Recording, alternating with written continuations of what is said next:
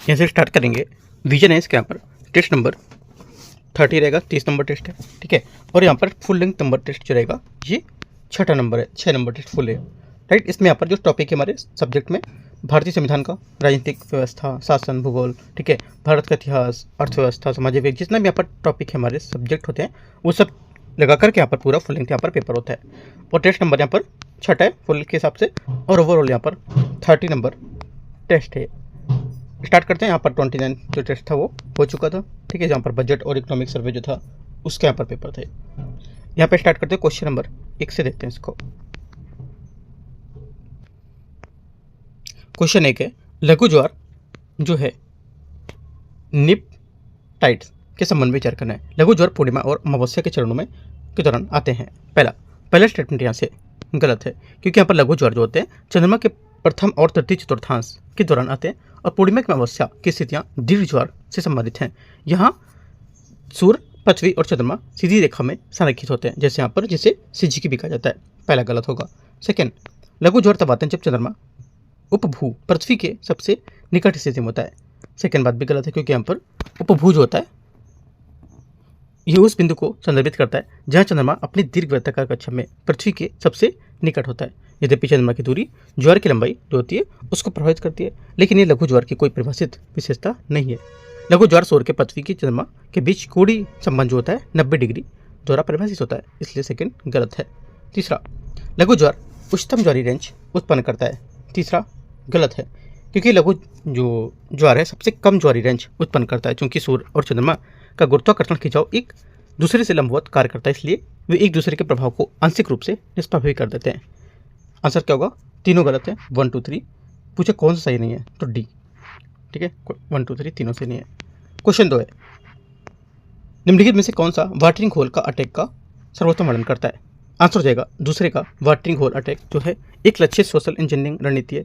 इसके तहत हमलावर एक विशिष्ट और वैध वेबसाइट की पहचान करके उसके छेड़छाड़ करता है, जिसे किसी विशेष समूह के सदस्य, जैसे किसी विशिष्ट कंपनी या सरकारी एजेंसी है, उसके उद्योग कर्मचारी हैं, वे प्रायः देखते हैं कि ये नाम ऐसे शिकारी रूप के रूप में प्रयुक्त होता है जो खुले मैदान में शिकार करने के बजाय प्राकृतिक जलाशय अपने शिकार की प्रतीक्षा करते हैं। इस हमले में समानता निम्नलिखित चरण अपनाना, जैसे कि रेकी है ना, जैसे हमलावर सुरक्षित समूह को शोध करता है।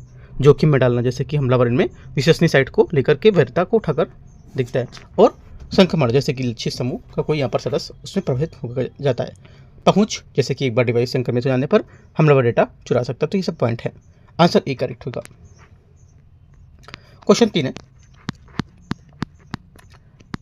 क्वेश्चन तीसरा है, प्रसिद्ध चित्रकला और यहाँ पर इसके संबंधित स्थल कौन कौन से हैं? पहला बोला बोधिसत्व, वज्रपाणी, अजंता की गुफाएं। तीसरे का पहला स्टेटमेंट यहाँ से क्या होगा? ये करेक्ट है। नटराज के रूप में शिव बदामी की गुफाओं में। सेकेंड बात यहाँ से करेक्ट है, क्योंकि नटराज के शिव बदामी की गुफाएं नटराज के ब्रह्मांडी दत्तक के रूप में शिव की एक प्रसिद्ध 18 भुजाओं वाली मूर्ति बादामी गुफा परिसर की गुफा संख्या 1 से प्रवेश द्वार पर स्थित है। ये भी सही है। तीसरा, महिषासुर मर्दिनी जो है मल्लालपुरम, ठीक है। तीसरी बात यहाँ से ये भी करेक्ट है। तीनों यहाँ से करेक्ट हैं, ठीक है। महाबलीपुरम में जो स्थित है। आंसर सी यहाँ से सभी तीनों सही है। क्वेश्चन 4 है, स्वतंत्र पार्टी के संबंध में विचार करना है।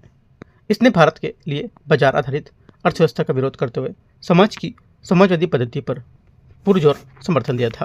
चौथे का पहला स्टेटमेंट यहाँ से गलत है, क्योंकि स्वतंत्र पार्टी का गठन 1959 में कांग्रेस सरकार की समाजवादी नीतियों का विरोध करने के जो नेता थे उसको द्वारा किया जाता था। और सीरज गोपालाचारी, मीनू मसानी और एनजी रंगा सहित उस समय के कुछ प्रमुख नेताओं ने मिलकर एक उदारवादी दक्षिणपंथी पार्टी का गठन किया था।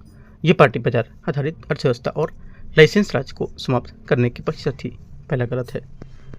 ये 1967 के चौथे आम चुनाव के बाद लोकसभा में दूसरी बड़ी पार्टी के रूप में उभरी थी। सेकेंड यहाँ से क्या होगा? करेक्ट है। थर्ड इसका 1974 में भारतीय जनता पार्टी में विलय किया गया था। तीसरी बात यहाँ से गलत है, क्योंकि यहाँ पर 1972 में 1972 में राजा जी की मृत्यु के बाद अपनी प्रकृति खो दी थी, और 1974 में इसका भारतीय क्रांति दल में विलय हो गया था। भारतीय जनता पार्टी का गठन 1980 में हुआ था, ठीक है। तो ये बात गलत हो जाएगी। आंसर ओनली 2 करेक्ट है, हो जाएगा आपका ए चौथे का सही आंसर है। क्वेश्चन 5 है, उचित कीमत पर दुकान के संबंध में विचार कर रहे हैं। इसे राष्ट्रीय खाद्य सुरक्षा अधिनियम 2013 में परिभाषित किया गया है। 5वें का पहला स्टेटमेंट यहाँ से ये क्या होगा, ये करेक्ट है। सेकेंड, ये राशन कार्ड धारक को आवश्यक वस्तु अधिनियम 1955 के तहत आवश्यक वस्तुओं का वितरण करने के लिए एक लाइसेंस प्राप्त दुकान होगी। सेकेंड बात ये भी करेक्ट है। दोनों यहाँ से एकदम सही है। आंसर 5वें का सी यहाँ से करेक्ट होगा। क्वेश्चन 6, कुछ पुराने फार्मूलेशन में पेट्रोल गैसोलीन में सीसा यौगिकों को मिलाने पर प्राथमिक कारण निम्नलिखित में से कौन सा होगा। इसका प्राथमिक जो कारण होगा ये हो जाएगा इंजन नॉकिंग होना। ठीक है, पेट्रोल के ऑक्टेन रेटिंग को सुधार कर लेकर के इंजन नॉकिंग को रोकने हेतु यहाँ पर एक आंतरिक ईंधन दहन में ईंधन को हवा से मिश्रण में सुचारू रूप से समान रूप से जलना चाहिए। नॉकिंग होता है या पिगिंग तब होता है जब हवा ईंधन मिश्रण को एक साथ हिस्सा स्पार्क प्लग में जलने से पहले ही उच्च ताप में ऊष्मा से प्रज्वलित हो जाती है। इससे एक प्रघाती तरंग उत्पन्न होती है जो पिस्टन और सिलेंडर जैसे ईंधन जो है ईंधन इंजन में पुर्जों को नुकसान पहुंचा सकती है। ये आपको हो जाएगा इंजन नॉकिंग। ठीक है, और शीशे की भूमिका क्या होती है यहाँ पे, इसमें शीशे अगर मिलाएंगे तो इसकी भूमिका होगी यहाँ पर ऑक्टेन संख्या बढ़ने के लिए, है ना। ऑक्टेन संख्या बढ़ सकती है और पूर्व जो ज्वलन है प्रज्वलन ये भी हो सकता है इससे। ठीक है, तो आंसर क्या होगा, छठे का करेक्ट आंसर डी करेक्ट है। क्वेश्चन 7 है, 7वां नंबर यहाँ से पुनरावर्ती जली कृषि प्रणाली के बारे में उपयोग किए जाने वाले बायोफिल्टर के संबंध में विचार करना है। बायोफिल्टर में लाभकारी सूक्ष्मजीव होते हैं जो मछली के अपशिष्ट द्वारा उत्पादित विषाक्त अमोनिया को कम हानिकारक पदार्थों में परिवर्तित करते हैं। पहला यहाँ से करेक्ट है। सेकेंड, बायोफिल्टर में होने वाली प्रक्रिया में मुख्यतः या मुख्य रूप से नाइट्रीकरण शामिल है जिसमें अमोनिया पहले नाइट्रेट को फिर यहाँ पर नाइट्रेट में परिवर्तित किया जाता है। सेकेंड बात यहाँ से ये भी करेक्ट है।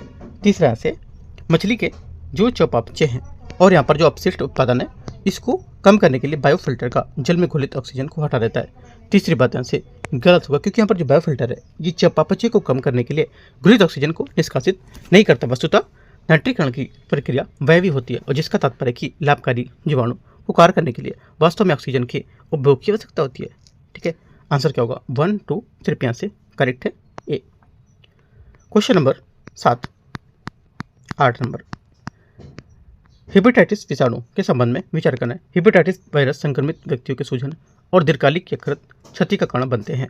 8वें का पहला यहाँ से करेक्ट है।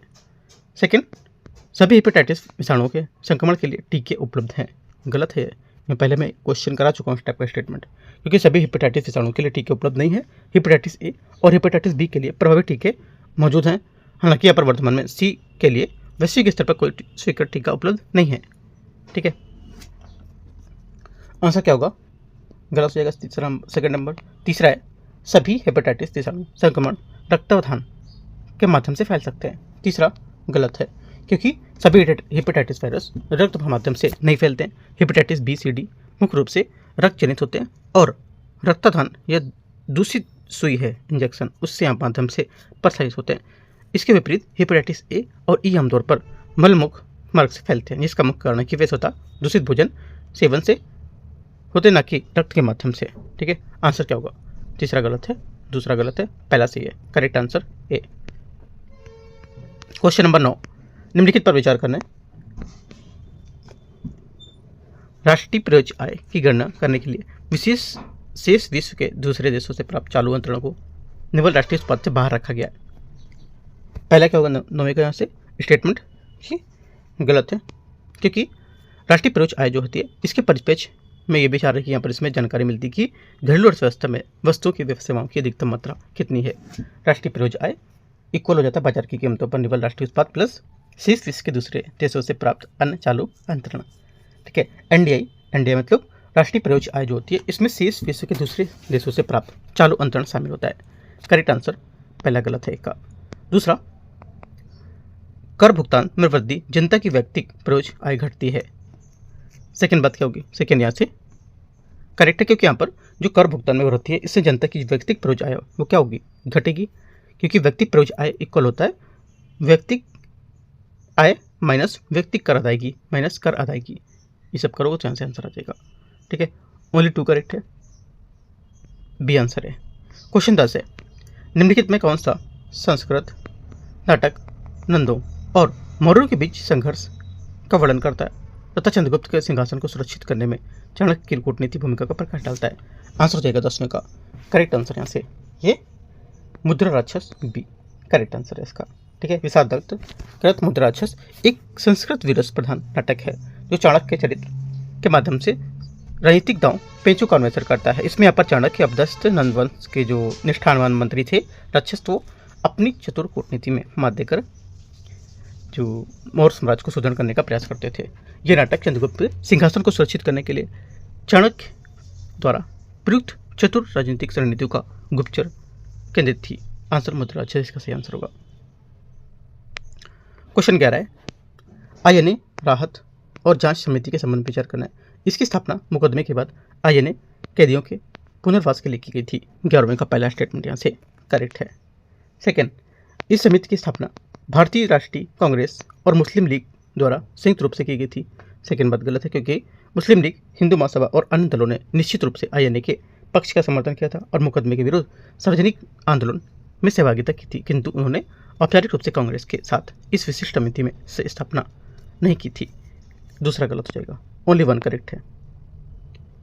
क्वेश्चन 12 है, निम्नलिखित पर विचार करना है। जीवों पर जीवाणु, कवक, विषाणु, इनमें से कितनी कुछ प्रजातियां उपयोग एंटीबायोटिक्स उत्पादन में कर सकते हैं। आंसर हो जाएगा 12वें का। एक तो आंसर हो जाएगा आपका जीवाणु। जीवाणु बड़ी संख्या में एंटीबायोटिक्स मृदा में पाए जाने वाले जीवाणु से प्राप्त किए जाते हैं और स्ट्रेप्टोमाइसिन जीनस विशेष रूप से लोकप्रिय होते हैं, जो स्ट्रेप्टोमाइसिन, टेट्रासाइक्लिन और एंथ्रियोमाइसिन जैसे एंटीबायोटिक्स का उत्पादन करते हैं। सही बात है। सेकेंड है कवक। कवक भी होगा क्योंकि ये प्रथम वास्तविक प्रतिजैविक पेनिसिलिन की खोज अलेक्जेंडर फ्लेमिंग द्वारा जो है नमक जो पेनिसिलियम नोटेटम नमक कवक से की गई थी। ये भी बात करेक्ट हो जाएगी। विषाणु इसमें नहीं होगा। ठीक है, विषाणु गलत है यहाँ से, क्योंकि यहाँ पर विषाणु का उपयोग एंटीबायोटिक्स उत्पादन के लिए नहीं करते हैं। आंसर क्या होगा 1 2 करेक्ट है बी। क्वेश्चन 13 है, संविधान सभा में राज्यों के साथ वार्ता करने वाली समिति की अध्यक्षता निम्नलिखित में से किसने की थी। करेक्ट आंसर 13 का हो जाएगा बी, जवाहरलाल नेहरू इसका सही आंसर होगा। संविधान सभा में संविधान निर्माण के विभिन्न कार्यों निष्पादन हेतु कई समितियों को नियुक्ति की थी और इनमें से 8 प्रमुख समितियां थीं, जैसे कि प्रमुख समितियों में संघ समिति, ठीक है, संघ शक्ति समिति जवाहरलाल नेहरू, संघ संविधान समिति वो भी जवाहरलाल नेहरू थे, ठीक है, प्रांतीय संविधान समिति सरदार पटेल, प्रारूप समिति अम्बेडकर। तो ये सब पॉइंट आपको यहाँ से देखना है। ठीक है, आंसर क्या होगा जवाहरलाल नेहरू बी आंसर होगा। 14 है 14 नंबर क्वेश्चन, इसे बोला निम्नलिखित में से कौन सी परिस्थितियाँ वायु की सापेक्ष आर्द्रता में वृद्धि करेंगी। आंसर हो जाएगा 14 का। करेक्ट आंसर पहला, नमी की मात्रा में परिवर्तन के बिना तापमान में कमी। पहला बात क्या होगी, पहली बात यहाँ से स्टेटमेंट जो है ये पहला स्टेटमेंट इसका जो है 14 का, ये यहाँ से करेक्ट हो जाएगी, सही है। स्थिर तापमान में वायु का संपीड़न, ये भी सही होगा। रुझोष्म पे संपीड़न करने का कारण वायु का गर्म होना, ये गलत है, क्योंकि यहाँ पर रुझोष्म संपीड़न के कारण वायु का गर्म होना, ये वायु जैसे गर्म होती है जैसे क्या होगा कि तापमान यहाँ पर टेम्परेचर इंक्रीज करेगा, ठीक है, और जिससे यहाँ पर वायु की नमी धारण करने की क्षमता भी उल्लेखनीय वृद्धि होगी। तो ये क्या होगा, इसका गलत हो जाएगा। 1 2 सिर्फ आंसर होगा 14 बी। 15 नंबर है, 1918 के अहमदाबाद मिल मालिकों के विवाद निम्नलिखित में से कौन सी हस्तियां गांधी जी का सक्रिय रूप से समर्थन किया था। आंसर हो जाएगा 15 का। करेक्ट आंसर एक तो यहाँ से कौन थे जो 1918 में अहमदाबाद मिल मालिकों के गांधी जी के सक्रिय रूप में समर्थन किया था। करेक्ट आंसर हो जाएगा यहाँ से एक तो पहला स्टेटमेंट यहाँ से जो है ये बोल रहा है कि डॉक्टर राजेंद्र प्रसाद, ये गलत है ना, इन्होंने नहीं किया था। दूसरा अम्बालाल साराभाई करेक्ट है, ठीक है, और तीसरा भी गलत है आचार्य विक्रम कृपलानी, राइट। चौथा ब्रज किशोरी भी गलत, महादेव देसाई ये करेक्ट होगा। तो 2 और 5 यहाँ से जो 2 और 5 यहाँ से 2 आंसर इसके जो है वो करेक्ट होंगे, ठीक है। आंसर क्या होगा यहाँ से, आंसर हो जाएगा 2 बातें इसकी करेक्ट है, ये यहाँ से आंसर होगा। क्वेश्चन 16, परागणकर्ताओं की पारिस्थितिक भूमिकाओं के संबंध में विचार करना है। परागणकर्ताओं जो होते हैं इसके लुप्त होने से कई पुष्पी पौधे का प्रजनन व्यापक रूप से कमी आती है। पहला 16 का स्टेटमेंट यहाँ से क्या होगा, ये करेक्ट है। दूसरा परागणकर्ताओं की अनुपस्थिति में कई फलों, मेवों और सब्जियों फसल उत्पादन में गिरावट आती है। सेकेंड बात भी करेक्ट है। क्यों आती है गिरावट, क्योंकि यहाँ पर विश्व की 75 से 87 जो प्रमुख खाद्य फसलों में उत्पादन में परागकणता अनिवार्य होते हैं। परागकर्ताओं की अनुपस्थिति से क्या होता है, उच्च पोषक तत्व वाली फसलें जिनमें फल, सेब है ना, मेवे में बादाम, काजू, सब्जियों में कद्दू, फल, खीरा, ये सब होते हैं शामिल, उनकी पैदावार गुणवत्ता व्यापक रूप से गिरावट आती है। तो ये बात लिख सकते हो। तीसरी बात यहाँ से बोले, यदि परागकणता जो होते हैं लुप्त हो जाते हैं तो स्वपरागकण या वायु परागकण पर निर्भर करने वाली पौधों की प्रजातियों को प्रारंभ में सापेक्ष पारिस्थितिक लाभ प्राप्त होता है। तीसरी बात क्या होगी, ये करेक्ट है।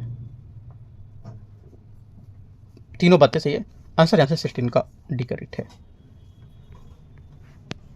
क्वेश्चन 17 है, आयात प्रतिस्थापन औद्योगिकरण के बारे में विचार करना है। ISI, इसी को बोलते हैं ISI, ठीक है, आयात प्रतिस्थापन औद्योगिकरण। ISI रणनीति महालनोबिस द्वारा प्रतिपादित विकास मॉडल पर आधारित थी। पहली बात 17 का यहाँ से करेक्ट है। सेकेंड, यह रणनीति मशीनरी तथा महत्वपूर्ण मध्यवर्ती वस्तुओं को आयात को बढ़ावा देती है। सेकेंड बात यहाँ से क्या होगी, ये भी करेक्ट है। दोनों बातें करेक्ट हैं, ठीक है। आंसर क्या होगा, आंसर यहाँ से सी करेक्ट रहेगा। महालनोबिस मॉडल जो होता है उसके विकास के लिए बुनियादी ढांचे के महत्व को तथा इन उद्योगों को उत्पादों में उपयोग करके विकास के दीर्घकालिक प्रतिरूप को भी प्राप्त करने पर बल देता है। दूसरी योजना में योजना निर्माता को अल्पावधि में निर्यात से अर्जित आय में उल्लेखनीय वृद्धि होने की उम्मीद नहीं थी।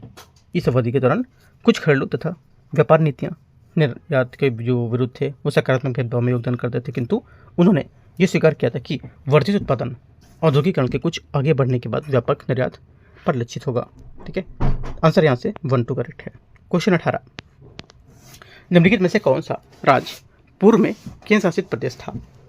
आंसर हो जाएगा 3 का करेक्ट आंसर ये था। एक तो हिमाचल प्रदेश, ठीक है, दूसरा मणिपुर और चौथा त्रिपुरा। 1 2 4 यहाँ से आंसर होगा। 18 का डी करेक्ट है। क्वेश्चन 19 आते हैं। 19 नंबर है, मध्यकालीन भारतीय इतिहास के संबंध में खराज, खुम्स शब्द किससे संबंधित थे। काफ़ी इजी है और इम्पोर्टेंट है। आंसर यहाँ से 19 का करेक्ट आंसर क्या होगा। ये मैंने टॉपिक जब डेली टारगेट करा रहा था तो बताया था कि यहाँ पर ये सब इंपॉर्टेंट है वर्ड, तो किए होंगे तो कर पाओगे। यहाँ से करेक्ट आंसर हो जाएगा, ये सल्तनत काल के दौरान कराधान के रूप थे, ऐसे टैक्सेस के रूप थे, ठीक है। खुम्स युद्ध की लूट का लगने वाला कर था, ठीक है, और जकात ये धार्मिक कार्य अनिवार्य दान था ये, और खराज ये कृषि उपज पर लगाया जाने वाला कर था। तो ये सब याद कर लो।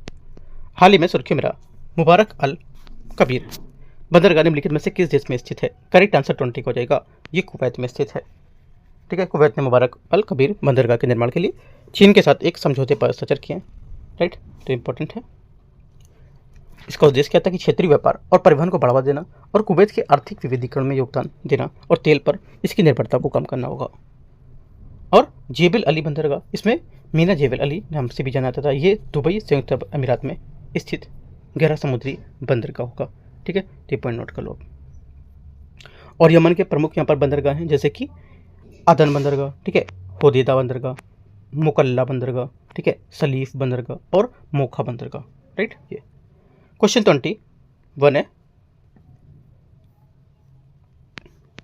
निम्नलिखित पर विचार करना है। समुद्र और यहाँ पर सीमावर्ती इसके देश कौन से हैं। पहला है बाल्टिक सागर, ठीक है, बाल्टिक सागर जो है ये स्वीडन सही होगा। सेकेंड अंडमान सागर जो होगा ये अंडमान सागर जो हो जाएगा आपका ये हो जाएगा थाईलैंड, ये भी करेक्ट है। अदन की खाड़ी सोमालिया, ये भी बदन से क्या करेक्ट है। तीनों बातें सही हैं, सभी 3 सी आंसर है 21 का। 22 नंबर है, सौरमंडल के संबंध में विचार करना है। सभी जोवियत ग्रहों में वलय पाए जाते हैं, हालांकि इसकी दृढ़ता उनकी दृढ़ता भिन्न भिन्न होती है। 22वें का पहला स्टेटमेंट यहाँ से क्या होगा, करेक्ट है। सेकेंड, क्षुद्र ग्रह मुख्यतः मंगल और बृहस्पति के बीच जो स्थित पट्टी है उस पर केंद्रित होते हैं, उस पर क्या होते हैं, केंद्रित होते हैं। सेकेंड बात यहाँ से ये भी करेक्ट है, क्योंकि मुख्य रूप से क्षुद्र ग्रह पट्टी मंगल और बृहस्पति की कक्षाओं के बीच स्थित होती है। इनमें प्रारंभिक सौरमंडल के लाखों चट्टानी अवशेष पाए जाते हैं। ये क्षेत्र सूर्य से लगभग 2 से 4 खगोलीय इकाई जो दूरी पर स्थित होते हैं, और इसमें से बौना ग्रह सीरीज भी शामिल होता है। इनका निर्माण बृहस्पति गुरुत्वाकर्षण प्रभावित होता है। सेकेंड करेक्ट है। थर्ड, ऐसा माना जाता है कि ओर्ट क्लाउड दूरस्थ वृत्ताकार क्षेत्र में स्थित दीर्घकालीन धूमकेतुओं का भंडार होगा। ये भी बात क्या हो जाएगी यहाँ से, ये करेक्ट है, क्योंकि ओर्ट क्लाउड सौरमंडल के चारों ओर स्थित एक काल्पनिक विशाल गोलाकार आवरण है जो लगभग 2000 से लेकर 10,000 खगोलीय इकाइयों तक फैला हुआ है। और इसका माना जाता है कि इसमें खरबों में बर्फीले पिंड हैं इसमें, और ये दीर्घकालिक धूमकेतु का स्रोत माना जाता है। करेक्ट आंसर 1 2 3 सी। क्वेश्चन 23, निम्नलिखित में से कौन संसद के दोनों सदनों के बीच किसी साधारण विधेयक पर असहमति होने की स्थिति में आयोजित संयुक्त बैठक की अध्यक्षता नहीं कर सकता है? 23 का आंसर हो जाएगा नहीं कर सकता है ये राज्यसभा का सभापति, ये नहीं कर सकता है। ठीक है, और लोकसभा के अध्यक्ष के दोनों सदनों की संयुक्त बैठक अध्यक्षता करता है कौन? लोकसभा अध्यक्ष, 118 का 4 आर्टिकल के तहत।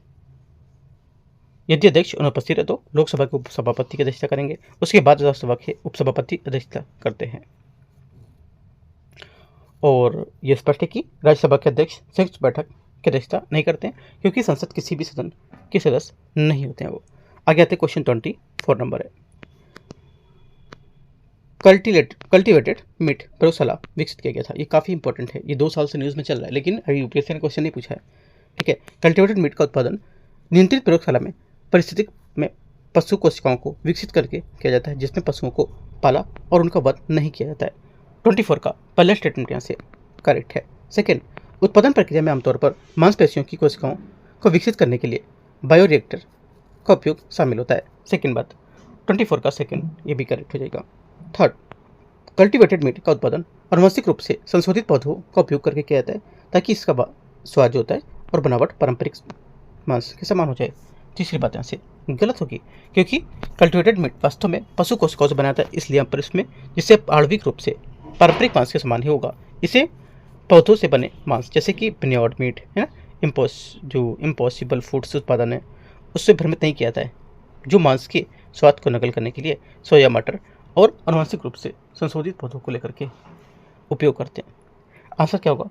1 2 सिर्फ करेक्ट है, तीसरा गलत होगा, ये आंसर होगा। आगे आते हैं 25,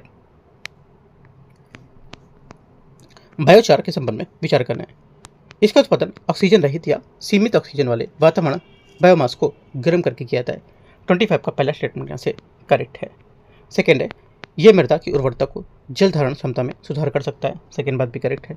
तीसरा है, मृदा के प्रयोग में यह बड़ी मात्रा में मीथेन गैस उत्सर्जित करता है। तीसरी बात गलत है क्योंकि यहाँ पर बायोचार बड़ी मात्रा में मीथेन गैस उत्सर्जित नहीं होती है, बल्कि इसका उपयोग जलवायु परिवर्तन को कम करने के लिए करते हैं। और शोध से पता चलता है कि मृदा के बायोचार के प्रयोग सीधे मीथेन, नाइट्रस ऑक्साइड सहित जो ग्रीन हाउस गैस है उसका उत्सर्जन वास्तव में कम हो सकता है क्योंकि इसमें मृदा वायु संचार बेहतर होता है और मीथेन उत्पन्न करने वाले जीवाणु की गतिविधि काफ़ी बाधित होती है। 1 2 स्टेप करेक्ट है, आंसर 2। क्वेश्चन नंबर 26 है, निम्नलिखित पर विचार करना है कि कौन सा विकल्प ब्लूटूथ मेश नेटवर्क सर्वोत्तम वर्णन करेगा जो प्राय सुर्खियों में रहता है। आंसर हो जाएगा ब्लूटूथ मेश एक ब्लूटूथ लो एनर्जी BLE आधारित नेटवर्क होगा जो बड़े पैमाने पर उपकरण को जोड़ने के लिए कई many to many network topology का उपयोग करके हैथ तकनीकी, कौन सी तकनीकी? हैथ, ठीक है, हैथ टेक्नोलॉजी का उपकरण को जोड़ने के लिए पर कई जो उपयोग करेगा इसका, जिससे यहाँ पर संदेश हजारों नोड्स के बीच बिना किसी केंद्रीय हब प्रसारित हो सकेगा, जिससे नेटवर्क की विश्वसनीयता रेंज काफ़ी बढ़ेगी। बी आंसर होगा। 27 निम्नलिखित में से कौन सा विकल्प रोगन पेंटिंग का सर्वोत्तम वर्णन करता है जिसे हाल में सुर्खी में देखा गया था। आंसर हो जाएगा रोगन कपड़े पर चित्रकारी की एक कला है जिसे 4 शताब्दियों से भी अधिक प्राचीन कला माना जाता है। ये मुख्य रूप से गुजरात के कच्छ जिले में प्रचलित है। ठीक है, रोगन शब्द फारसी भाषा से आया था जिसका अर्थ होता है वार्निश या तेल। ठीक है, और इस शिल्प में उबले हुए तेल और वनस्पति रंगों से पेंट बने उपयोग का प्रयोग करते हैं, जिससे यहाँ पर जो अरंडी के बीज होते हैं उसके हाथों से कूटकर तेल निकल आता है, जिससे फिर उससे उबालकर पेस्ट बनाते हैं। आमतौर पर कपड़े के केवल आधे हिस्से पर चित्र बनाया जाता है, इंपॉर्टेंट बात है, पूरे हिस्से पर नहीं बनाते हैं, और फिर थोड़े से मोड़कर उसका दर्पण मिरर जैसे प्रतिबिंब तैयार करते हैं। और हालांकि इससे पहले कला का जो अभ्यास था पुरुष करते थे, लेकिन अब गुजरात में कई महिलाएं भी इसे अपनाती हैं। बहुत इंपॉर्टेंट बात, लास्ट की दोनों थी, याद करना है आपको, बी आंसर है। क्वेश्चन 28 है, भारत में पाई जाने वाली कुछ विशिष्ट भौगोलिक और पर्यावरणीय घटनाओं के संबंध में विचार करना है। देखते हैं 28 में, चांदीपुर बीच उस घटना के लिए जाना जाता है जहां निम्न ज्वार और दौरान समुद्र में कई किलोमीटर तक पीछे हट जाता है और यहाँ पर उस ज्वार दौरान वापस आ जाता है। पहला 28 का स्टेटमेंट यहाँ से करेक्ट है। सेकेंड बात है, लद्दाख में स्थित मैग्नेटिक हिल के बारे में माना जाता है कि ये क्षेत्र चट्टानों में मौजूद मजबूत चुंबकीय बलों के कारण वाहनों को ऊपर की ओर खींचती है। सेकंड गलत है, क्योंकि लद्दाख में स्थित चुंबकीय पहाड़ी भले ही वाहनों को ऊपर की ओर खींचती प्रतीत होती है, लेकिन वास्तव में ये एक दृष्टि भ्रम होता है। ठीक है, गलत है। लोनार झील का निर्माण दक्कन ट्रैप की बेसाल्टिक चट्टानों के उल्कापिंड का टकराने से हुआ था। तीसरा करेक्ट है। आंसर क्या होगा? 1 और 3 ए आंसर सही आंसर है 28 का। 29 है पेयजल और पेय पदार्थों की पैकेजिंग के लिए व्यापक रूप से उपयोग की जाने वाली पॉलीइथिलीन टेरेप्थालेट के संबंध में विचार करना है। पीईटी बोतलों को गर्म करने या लंबे समय तक धूप में रखने पर उनके संग्रहित तल में एंटीमनी का रिसाव हो सकता है। 29 का पहला ऐसे करेक्ट है। सेकंड, ये लंबे समय तक गर्मी के संपर्क में रहने वाले बोतल के अंदर मौजूद सामग्री माइक्रोप्लास्टिक निकल सकती है। सेकंड, ये भी करेक्ट है। तीसरा है पेट की बोतलों को उच्च तापमान के संपर्क में आने पर बिस्फेनॉल बीपीए उत्सर्जित करने के लिए जन आता है। तीसरा बात क्या होगा? तीसरे यहाँ से गलत है, क्योंकि यहाँ पर बीपीए का उपयोग मुख्यतः पॉलीकार्बोनेट प्लास्टिक एपॉक्सी रेजिन उत्पादन में करते हैं, ना कि पेट में। हालांकि कुछ अध्ययनों में पेट की जो बोतल है उसमें बीपीए की अत्यंत अल्प मात्रा पाई जाती है। ठीक है, जो संभवतः पुनर्चक्रिय सामग्री को प्रदूषण के कारण हो सकती है, लेकिन यहाँ पर पेट मूल संरचना बीपीए मुक्त होती है। बहुत ज़्यादा पेड़ को बोतलों लिखा होता है, उसमें लिखा होता है बीपीए फ्री, है ना, तो अच्छा होता है बीपीए फ्री का लिखा है तो, राइट।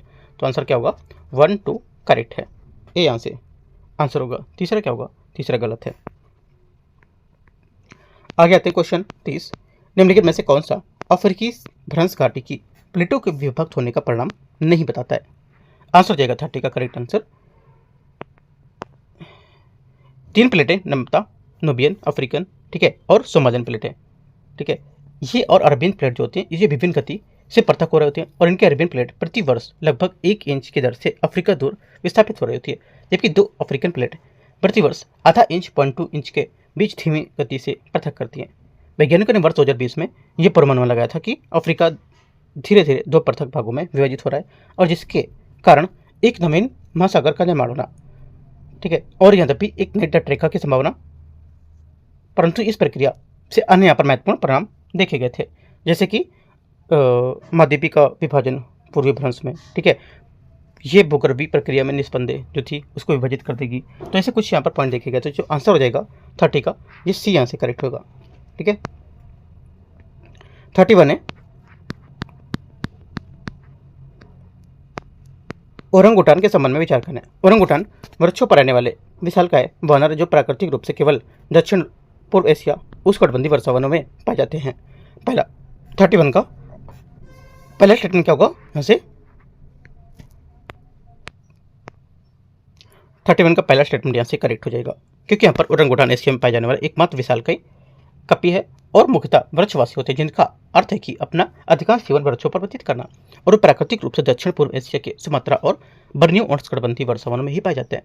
पहला करेक्ट है। सेकंड, ओरंगुटान लगभग हर दिन शाखाओं और पत्तियों का उपयोग करके सोने के लिए पेड़ों पर नए घोंसले बनाते हैं, और एक अनोखी विशेषता है। सेकंड बात यहाँ से भी करेक्ट है। तीसरा है ओरंगुटान भारत में इंडोनेशिया के देशों में मूल निवासी होंगे।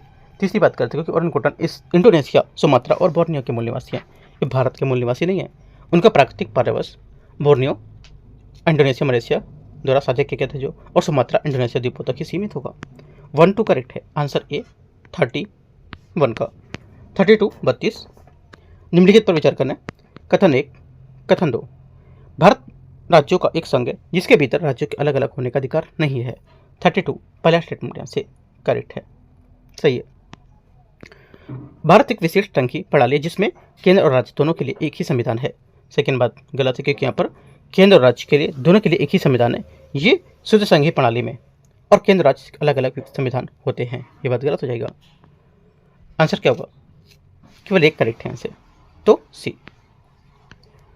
क्वेश्चन नंबर 33, अंतर्राष्ट्रीय प्रवासन आउटलुक 2025 जारी किया गया था किसके द्वारा? करेक्ट आंसर हो जाएगा, ये जारी किया गया था आर्थिक सहयोगिता और विकास एवं संगठन के द्वारा। ठीक है, सी यहाँ से आंसर होगा, क्योंकि अंतर्राष्ट्रीय प्रवासन आउटलुक रिपोर्ट 2025 को आर्थिक सहयोग और विकास संगठन OECD जिसको बोलते हैं उसके द्वारा जारी किया गया था। और अंतर्राष्ट्रीय प्रवासन आउटलुक 2025 का संस्करण OECD देशों में प्रवासन गतिविधियों को, अप्रवासियों की जो श्रम बाजार है उसमें समावेशन को संबंधित जो हाल विशेषण है उसको दिखाना था। ठीक है, और इन पर नजर रखना था। आगे आते हैं, क्वेश्चन 34 है, सविनय विज्ञान आंदोलन के संबंध में विचार करना है। नमक कानूनों का उल्लंघन विदेशी वस्त्रों का बहिष्कार, विधान परिषदों का बहिष्कार, भू राजस्व का भुगतान न करना। इसमें बोला है कि कितने सविनय विज्ञान आंदोलन के हिस्सा थे। सविनय विज्ञान आंदोलन के हिस्सा थे चारों, है ना। नमक कानून का उल्लंघन करना ये आंदोलन की मुख्य शुरुआत थी, ठीक है। और महात्मा गांधी ने 12 मार्च 1930 को दांडी मार्च के साथ शुरू किया था। विदेशों का बहिष्कार, विदेशी वस्त्रों का बहिष्कार, शराब की दुकानें सामने धरना देने के साथ साथ विदेशी वस्त्रों का भी बहिष्कार किया था और खादी का प्रचार किया था। विधान परिषदों का बहिष्कार था, ये भी बात सही है, क्योंकि सविनय विज्ञान आंदोलन के दौरान भारतीय राष्ट्रीय कांग्रेस ने विधान परिषदों के बहिष्कार का समर्थन किया था, राइट। भू राजस्व का भुगतान न करना ये भी होगा, क्योंकि इस आंदोलन में कर विरोधी अभियान भी शामिल थे, जिसमें बिहार और बंगाल जैसी कई क्षेत्रों में किसान भू राजस्व के चौकीदारों को भुगतान करने से मना कर दिए थे। चारों करेक्ट है, डी। 35 है ठोस अपशिष्ट प्रबंधन अधिनियम 2026 के बारे में विचार करना है। नियमों में अपशिष्ट का स्रोत पर ही जैव अपघटनीय पुनर्चक्रण योग्य घरेलू खतरनाक अपशिष्ट अलग करने पर जोर दिया गया था। पहला 35 का क्या होगा, यहाँ से करेक्ट है। दूसरा, ये नियम शहरी स्थानीय निकायों, जनगणना नगर, अनुसूचित नगरों, ठीक है, और वहाँ की ग्रामीण क्षेत्रों पर लागू होते हैं। सेकेंड बात करेक्ट है। तीसरा है, नियमों में ठोस अपशिष्ट को खुले में जलाने पर रोक लगाई गई है और खाद बनाने, जैव मिथेनीकरण और पुनर्चक्रण जैसी अपशिष्ट प्रसंस्करण विधि को बढ़ावा दिया गया है। तीसरी बात क्या होगी, करेक्ट है। आंसर 1, 2 और 3 तीनों करेक्ट हैं। 35 का आंसर डी से हो जाएगा। 36 है, स्फूर्ति के बारे में विचार करना है। ये क्लस्टर विकास को बढ़ावा देने के लिए सूक्ष्म, लघु और मध्यम जो उद्यम मंत्रालय उसकी पहलों की। 36 का पहला स्टेटमेंट यहाँ से करेक्ट हो जाएगा। सेकेंड बात है, इसमें बोला गैर सरकारी संगठन एनजीओ इस योजना के लाभार्थी होंगे। सेकेंड बात यहाँ से क्या होगी, ये भी करेक्ट है। तीसरा, योजना से प्राप्त राशि को उपयुक्त उद्योगों के ब्रांड निर्माण प्रचार के अभियानों के लिए कर सकते हैं। तीसरी बात भी करेक्ट है। तीनों बातें सही है। आंसर क्या होगा, 36 का डी। 37 है, पूरा पाषाण काल के संबंध में विचार करना है। कौन सा गलत है। पूरा पाषाण काल की विशेषता कच्चे और बिना पॉलिश किए गए पत्थर औजारों के उपयोग होता है। 37 का पहला क्या होगा, यहाँ से करेक्ट है। सेकेंड, सिंधु और गंगा के जलोढ़ मैदानों में पूरा पाषाणकालीन स्थल अनुपस्थित होंगे। ये भी बात करेक्ट है, यहाँ पर अनुपस्थित है, राइट। इसका कारण कि ये क्षेत्र हाल के क्वार्टरनी जो निक्षेप हैं उसके बने होते हैं और पत्थर औजारों के लिए ये इनकी कमी पूरा पाषाणकालीन निवास के लिए अनुपयुक्त बना दिया इसमें। तो सेकंड बात भी क्या हो जाएगी, करेक्ट हो जाएगी। पहली बात भी करेक्ट है। तीसरा आते हैं, तीसरा बोला है पूरा पाषाण काल में विशिष्ट औजार फ्लेक्स माइक्रोलिथ के थे। तीसरी बात गलत है, क्योंकि यहाँ पर माइक्रोलिथ मध्य पाषाण काल की पहचान थे, ना कि पूरा पाषाण काल की। ये छोटे और परिष्कृत पत्थर और औजार होते थे जिन्हें अक्सर हड्डी या लकड़ी के हाथों से जोड़ा जाता था। तो ये बात गलत हो जाएगी, बाकी सब करेक्ट है। गलत पूछा था सी। 38, संसद के किसी भी सदन में गणपूर्ति पता लगाने के लिए निम्नलिखित में से किसे ध्यान में रखा जाता है। निर्वाचित सदस्य, मनोनीत सदस्य, पीठासीन अधिकारी। आंसर हो जाएगा 38 का करेक्ट आंसर ये ध्यान में रखा जाता है डी, मतलब सभी तीनों को, ठीक है। गणपूर्ति सदस्यों की वह न्यूनतम संख्या होती है जिनका सदन में द्वारा किसी भी कार्रवाई से पूर्व अनुपस्थित होना आवश्यक होता है, उपस्थित होना आवश्यक होता है। ये पीठासीन अधिकारी सहित प्रत्येक सदन में सदस्यों की कुल संख्या का 10वां भाग होता है, ठीक है, कोरम जिसको बोलते हैं। और इसका अर्थ होता है यदि कोई कार्य किया जाना है तो लोकसभा में कम से कम 55 सदस्य, राज्यसभा में 25 सदस्य उपस्थित होने चाहिए। 55 मतलब 1/10 कितना हो गया, 550 का, तो 55 हो गया, ठीक है। या 540 का, 545 का, तो 55 हो गया। तो आंसर क्या होगा, 1, 3 तीनों करेक्ट है। 139 नंबर है 139, भारत में राष्ट्रपति को मंत्रिपरिषद द्वारा दी गई सलाह के संबंध में विचार करना है। भारतीय संविधान के अनुच्छेद 74 के अनुसार भारत के राष्ट्रपति मंत्रिपरिषद द्वारा दी गई सलाह के अनुसार कार्य करने के लिए बाध्य होगा। पहली बात 39वें का यहाँ से करेक्ट है। सेकेंड, 42वें संविधान संशोधन अधिनियम 1976 ने भारत के राष्ट्रपति को मंत्रिपरिषद की सलाह को एक बार पुनर्विचार के लिए वापस भेजने के लिए अधिकृत किया है। सेकेंड बात गलत है, क्योंकि सेकेंड इसलिए गलत है क्योंकि यहाँ पर 1976 के 42वें संविधान संशोधन अधिनियम इंदिरा गांधी सरकार द्वारा लागू किया गया था, ना कि स्पष्ट रूप से राष्ट्रपति प्रधानमंत्री की अध्यक्षता वाली परिषद में, ठीक है, बात किया था। और इसने क्या, इसने राष्ट्रपति ने यह अधिकार दिया था कि मंत्रिपरिषद से प्राप्त किसी भी सलाह पर चाहे वह सम्मान हो या किसी अन्य प्रकार की पुनर्विचार के लिए कह सकती है। हालांकि इससे पुनर्विचार के बाद दी गई सलाह के अनुसार उसे कार्य करना होगा, दूसरे शब्दों में बोल सकते हो कि राष्ट्रपति किसी मामले में मंत्रियों के पास पुनर्विचार के लिए एक बार वापस भेज सकता है, लेकिन उसे पुनर्विचार के बाद की गई सलाह राष्ट्रपति के लिए बाध्यकारी होगी। ठीक है, सेकंड गलत होगा, फर्स्ट सही है। क्वेश्चन 40 है, हिमनद भूआकृति विज्ञान के संबंध विचार करना है, शब्द और इसके विवरण। पहला बोला है सर्ग, है ना, सर्ग बोला है। सर्ग क्या होता है? सर्ग हिमनद धातुओं से उच्च तंगुता वाले शीर्ष पर पाए जाने वाले कुर्सी और एम्फीथिएटर के आकार के गड्ढे होते हैं। ठीक है, पहला क्या होगा? पहले यहां से जो है ये सही सुमेलित हो रहा है, राइट। सेकंड बात है मोरेन। मोरेन क्या होता है? जो मोरेन होता है, सेकंड बात, मोरेन जो होता है सर्ग प्रक्रिया हो जाएगी और उसके बाद आपकी हो जाएगी मोरेन। जो मोरेन होता है ये बोला कि हिमनद द्वारा बहाकर लाए गए मलबे का निक्षेप होते हैं। सेकेंड बात क्या होगी? सेकेंड बात यहाँ से इसकी ये भी करेक्ट है। तीसरा, एस्कर क्या होता है? जो एस्कर हैं ये पवन निक्षेपण द्वारा निर्मित कटक होते हैं, है ना। तो ये बात क्या है? गलत है, क्योंकि इसका निर्माण एक स्थिर हिमनद या भीतर के नीचे सुरंग है उसके माध्यम से बहने वाले जो पिघले हुए जल की धारा है उससे होता है, जबकि बर्फ पिघल जाती है जो नदी का जमा होता है साथ उसके रूप में बहते हैं ये। ठीक है, ये निक्षेपित कटकों आमतौर पर टीले कहा जाता है इनको। ये गलत होगा, 1 2 करेक्ट है। आंसर क्या होगा? बी 40 का सही आंसर है। क्वेश्चन 41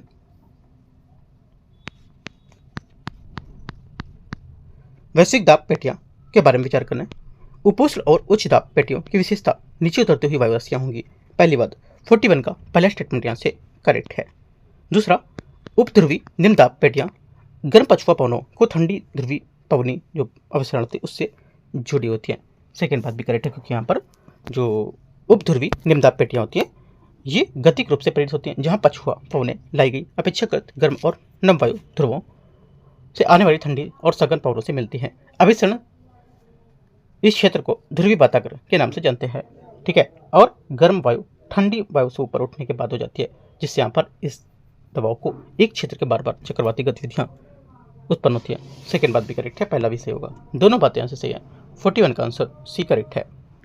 42 नंबर है, भारत में जुगनुओं के संरक्षण के बारे में विचार करना है। भारत की किसी भी जुगनू प्रजाति को अभी तक IUCN के रेड लिस्ट में मूल्यांकन नहीं किया गया है। पहला क्या होगा? 42वें का पहला स्टेटमेंट यहाँ से ये सही है। सेकेंड, जुगनुओं ने वन्यजीव संरक्षण अधिनियम संशोधन 2022 के तहत संरक्षित किया गया है। सेकेंड बात गलत है, क्योंकि यहाँ पर जो इनको यहाँ पर 2022 का संरक्षण संरक्षित नहीं है, है ना, ये गलत हो जाएगा यहाँ से। तीसरा है, रात के में करते में यहाँ पर रोशनी को जुगनू की आबादी के लिए एक खतरा मनाता है। तीसरी बात करेक्ट है। आंसर हो जाएगा 1 और 3 करेक्ट है, ये यहाँ से आंसर होगा। क्वेश्चन 43 है, निम्नलिखित पर विचार करना है। स्थानीय सरकार के तीनों स्तरों पर प्रत्यक्ष चुनाव का प्रावधान। पहला क्या होगा? 43 का पहला स्टेटमेंट यहाँ से करेक्ट है, क्योंकि प्रत्यक्ष चुनाव पंचायती राज संस्थाओं के सभी तीनों स्तरों और सदस्यों के चुनाव को सीधे जनता द्वारा किया जाता है। सही है, सभी पंचायतों राज संस्थाओं में महिलाओं के लिए जनसंख्या अनुपात में सीटें आरक्षित होती है। ये भी बात करेक्ट है, ये बात गलत है, करेक्ट नहीं है, क्योंकि महिलाओं के लिए आरक्षण सभी पंचायती राज संस्थाओं में 1/3 पद महिलाओं के लिए आरक्षित होते हैं। SC ST आरक्षण सभी तीनों स्तरों पर अनुसूचित जाति और सूचित जनजाति के लिए उनकी भी जनसंख्या अनुपात में आरक्षण प्रदान करता है। ये गलत हो जाएगा, ओनली 1 करेक्ट है। 44 है, महाराजा रणजीत सिंह के संबंध में विचार करना है। रणजीत सिंह ने अमृतसर को अपनी राजधानी बनाकर एक शक्तिशाली सिख साम्राज्य की स्थापना की थी। 44 का पहला स्टेटमेंट यहाँ से करेक्ट है। सेकंड, पहला स्टेटमेंट करेक्ट नहीं है, गलत हो जाएगा, क्योंकि अमृतसर सिख साम्राज्य की धार्मिक और आध्यात्मिक राजधानी थी। महाराजा रणजीत सिंह को द्वारा स्थापित राजनीतिक और प्रशासनिक राजधानी लाहौर थी, है ना, गलत हो जाएगा। उन्होंने यूरोपीय तर्ज पर एक शक्तिशाली अनुशासित सुसज्जित सेना तैयार की थी। पहली बात यहाँ से गलत है, दूसरा बात करेक्ट हो जाएगी। उन्होंने भारत में अंग्रेजों द्वारा शुरू की गई सहायक प्रणाली संधि कभी स्वीकार नहीं किया था। तीसरी बात भी करेक्ट है, 2 और 3 यहाँ से सही है। 44 का आंसर बी। 45 है, भारत में मुख्य सूचना आयुक्त CIC के बारे में विचार करना है। CIC अपना वार्षिक प्रतिवेदन भारत के राष्ट्रपति को समक्ष प्रस्तुत करता है। पहला क्या होगा? 45 का पहला स्टेटमेंट यहाँ से ये गलत है। ठीक है, पहली बात यहाँ से क्या हो जाएगी? ये गलत हो जाएगी। क्यों? पहला इसलिए गलत है क्योंकि सीआईसी अपना वार्षिक प्रतिवेदन केंद्र सरकार के समक्ष प्रस्तुत करता है और केंद्र सरकार इस रिपोर्ट को संसद के प्रत्येक सदन में रखती है। ये गलत हो जाएगी। सीआईसी अपने वेतन भत्ते भारत की संचित निधि पर भारित होते हैं। सेकेंड बात भी गलत है, क्योंकि मुख्य सूचना आयुक्त के वेतन और भत्ते अन्य सेवा शर्तें केंद्र सरकार द्वारा निर्धारित किए जाते हैं। ये बात भी गलत है। दोनों बातें गलत है। आंसर डी करेक्ट होगा। 46 है, भारतीय प्रेस जो परिषद है उसके संबंध में विचार करना है। भारतीय प्रेस परिषद की स्थापना प्रेस परिषद अधिनियम 1978 के तहत की गई थी। 46 का पहला स्टेटमेंट यहाँ से क्या होगा? ये पहला स्टेटमेंट जो होगा यहाँ से ये करेक्ट हो जाएगा, सही है। भारतीय परिषद के अध्यक्ष को नामांकित करने वाली समिति राज्यसभा के सभापति सदस्य के रूप में शामिल होते हैं। तीसरा है, पीसीआई के पास प्रिंट मीडिया के साथ साथ इलेक्ट्रॉनिक्स मीडिया कामकाज की समीक्षा करने की शक्ति होती है। तीसरी बात भी ये गलत हो जाएगी, करेक्ट नहीं है, क्योंकि पीसीआई केवल प्रेस मीडिया के कामकाज की निगरानी करती है, अर्थात ये समाचार पत्र, पत्रिकाओं और प्रिंट मीडिया के अन्य रूपों पर मानक लागू करती है। इसके पास इलेक्ट्रॉनिक्स मीडिया जैसे रेडियो, टेलीविजन, इंटरनेट में है ना, ये सब की समीक्षा करने की शक्ति नहीं होती है। ओनली 2 करेक्ट है, 1 2। 47 है, पर्यावरण संरक्षण संदर्भ में सुर्खियों में रहने वाले शब्द टेलिंग्स का तात्पर्य क्या होगा? टेलिंग्स का तात्पर्य है क्या? करेक्ट आंसर हो जाएगा, टेलिंग्स खनन का एक उप उत्पाद है जब पृथ्वी आर्थिक रूप से महत्वपूर्ण खनिज युक्त अभ्रक जो होता है अयस्क निकल आता है, तो एक प्रसंस्कृत संयंत्र या मिल उस खनिज की निष्कर्षण में करते हैं, जिसे अयस्क सामग्री से मूल्यवान वस्तु निकालने के बाद जो अपशिष्ट बचता है उसे टेलिंग्स कहा जाता है। आमतौर पर मिल टेलिंग्स के कणों का आकार रेत के जो गाद होता है वो तक होता है। अयस्क वह सामग्री होती है जिसमें आधुनिक जीवन के लिए आवश्यक मूल्यवान खनिज पदार्थ शामिल होते हैं। आंसर क्या होगा? बी करेक्ट हो जाएगा इसका। 48 है, निम्नलिखित में से एल्बिडो मानव के घटते क्रम को लेकर क्या पर व्यवस्थित करना है? घटते क्रम को रखेंगे तो आंसर हो जाएगा 48 का करेक्ट आंसर यहाँ से। एक तो बर्फ का हिम तीसरा नंबर होगा, ठीक है। उसके बाद पहला पच्छाद बादल, राइट। उसके बाद आपका हो जाएगा 3 1, फिर उसके बाद आएगा बालू, उसके बाद आपका आएगा जल। 3 1 2 4 इसका करेक्ट आंसर होगा, ठीक है। किसी वस्तु से परावर्तित होने वाले प्रकाश के अंश को एल्बिडो कहा जाता है। लैटिन भाषा में एल्बिडो का अर्थ होता है सफेदी, है ना। काली वस्तु का एल्बिडो लगभग 0 होता है, जबकि सफेद वस्तु का एल्बिडो लगभग इसका मान 1 के बराबर होता है। तो याद रखना पॉइंट के। आंसर क्या होगा? आंसर हो जाएगा 48 का बी करेक्ट है। 49 अवधारणा और विकास, अवधारणा और विवरण के बारे में विचार करना है। फिलिप्स वक्र और यहाँ पर फ्रंट रनिंग और स्विच चैलेंज। देखो पहले जहाँ पर बोला है 49 में ये बोला है कि फिलिप्स कर्व एक बुनियादी आर्थिक अवधारणा है, ठीक है। पहला स्टेटमेंट यहाँ से करेक्ट हो जाएगा। और मुद्रास्फीति दर को और बेरोजगारी के विरुद्ध अनुपाति का संबंध बताता है। फ्रंट रनिंग जो होता है ये क्या है? फ्रंट रनिंग जो है ये मूल्य परिवर्तन के लाभ प्राप्त करने के लिए क्लाइंट को ऑर्डर निष्पादित करने को प्रतिभूतियों को व्यापार करना होता है, ये भी बात करेक्ट है। स्विस चैलेंज क्या होता है? देखो स्विस चैलेंज जो है ये वास्तव में सार्वजनिक निजी भागीदारी पीपीपी को लेकर के की जाने वाली एक खरीद विधि होती है। इस पद्धति में एक मूल प्रस्तावक किसी परियोजना के लिए बिना मांगी गई बोली प्रस्तुत करता है, न कि यहाँ पर केंद्रीय बैंकों को प्रतिस्पर्धी बोली के माध्यम से ब्याज, है ना। ये गलत हो जाएगा। आंसर क्या होगा? और ये केंद्रीय बैंकों की द्वारा उपयोग की जाने वाली कोई विधि नहीं है। ये 1 2 करेक्ट है। आंसर यहाँ पे सिर्फ 2 बातें इसकी सही है, बी। क्वेश्चन नंबर 50 से 50, पर्यावरण संरक्षण के संबंध में रिवाइल्डिंग का तात्पर्य किससे होगा? रिवाइल्डिंग का तात्पर्य है क्या? देखो इसका उद्देश्य होता है प्रकृति को प्राकृतिक रूप से प्रक्रियाओं को, जैसे कि प्राकृतिक चराई, बाढ़, शिकार आदि को बहाल करके देखभाल स्वयं करना, ठीक है। ये भू प्रदेशों को सीधे मानवीय हस्तक्षेप को कम करने पर केंद्रित होता है, जिसके समय साथ साथ आत्मनिर्भर परिस्थितियों को तंत्र उभर सके। इसमें अक्सर देसी प्रजातियां, विशेष रूप से कीटोन प्रजाति जैसे बड़े मांसाहारी और शाकाहारी जीव शामिल होते हैं। इसका अंतिम लक्ष्य लचीला और जैव विविधता से भरपूर स्वनिर्मित परिस्थिति तंत्र बनाना होता है। आंसर यहाँ से क्या होगा? बी करेक्ट है, ठीक है। 50 का तो इस टाइप से हम लोग यहाँ पर 50 क्वेश्चन ही आज करेंगे, ठीक है। और 51 से क्वेश्चन करेंगे पार्ट 2 में कल से 51 से 100 तक, 51 से 100 क्वेश्चन तक हम लोग पार्ट 2 में कवर कर लेंगे। एक बात आपको याद रखना, जितने भी यहाँ पर टॉपिक आए उन सब टॉपिकों को जाकर आप अच्छे से याद करो, ठीक है। क्योंकि अभी यूपीएससी प्रीलिम्स का 1 मंथ बचा हुआ है, तो जितने टेस्ट आप सॉल्व कर रहे हो, टेस्ट सॉल्व करने का मतलब ये नहीं कि आपके 100 क्वेश्चन में आपके 25 सही हो रहे हैं तो आप डिमोटिवेट हो जाओ, नहीं। 25 अगर सही हो रहे, अगर 75 गलत हो रहे हैं तो 75 टॉपिक उठाओ, टॉपिक लिस्ट बनाओ पूरी, कहाँ गलती हो रहा है टॉपिक को फिर से रिवाइज कर जाओ, यही सबसे अच्छा तरीका है। तो देखो जितने भी टॉपिक यहाँ पर हैं, सीआईसी टॉपिक आया है ना, और एल्बिडो आया यहाँ पर, राइट। और कौन सा है? जैसे कि पारंपरिक संरक्षण को लेकर के यह टॉपिक है, ठीक है। न्यूज़ में रहा था करंट को लेकर के, टेलीगेंस क्या होता है, इसको जाके पूरा डीप में पढ़ो। राष्ट्रीय प्रेस, भारतीय राष्ट्रीय प्रेस अधिनियम है, परिषद ये क्या होता है। तो जितने भी टॉपिक यहाँ पर आ रहे हैं वो सब पूरा लिस्ट बना करके पढ़ो। अगर आप इसमें थोड़ी देर में आपको टाइम लग रहा है या फिर आपको नहीं मिल रहा है ऐप से ये सब चीज़ें, तो आप मेरे को बोलो, मैं पूरी लिस्ट इसकी बना करके आपको प्रोवाइड करा दूंगा, ठीक है। आपको कमेंट करना है, आपको टेलीग्राम पे बताना है, तो मैं आपको यहाँ से टेलीग्राम पे बना करके पूरा पीडीएफ दे दूंगा, ठीक है। अगर आप बोलोगे तो, नहीं बोलोगे तो आप यहाँ से खुद से कर सकते हो, राइट। एंड करते हैं इसको। और कल हम लोग ने देखा था व्यास पेपर का पार्ट 2, वो भी आप कवर कर सकते हो, ठीक है। और अगला हम लोग यहाँ पर आज पेपर देखेंगे जो दृष्टि का फुल लेंथ रहेगा, अगला पेपर 2 वो भी देखेंगे आज, ठीक है। एंड करते हैं इसको। All the best, thank you.